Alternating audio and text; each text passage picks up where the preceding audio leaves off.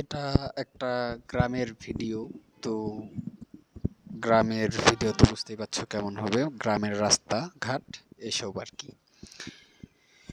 যাই হোক, আমার মানে দুটো কথা বলার ছিল, তো বলি কথা দুটো। মেন কথা হচ্ছে যে আমার একটা মানে সবচাইতে স্বপ্ন আর কি, যেটা আমি ইউটিউবার হওয়ার, জানি না সেটা পূর্ণ হবে কি নাই।